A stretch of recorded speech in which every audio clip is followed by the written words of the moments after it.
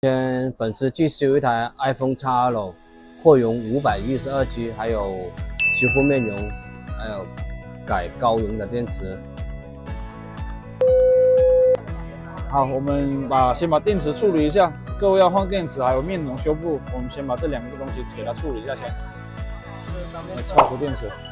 好，我们现在电池的话就已经移植好电芯了，容量的话就已经给客户生成高容的电芯的了，3600多。原电芯的话是2000多。好，可以了。我们来看一下电池，这电池的话就已经是100%效率的了。测试一下面容。老板每次来主任出差，然后他就觉得。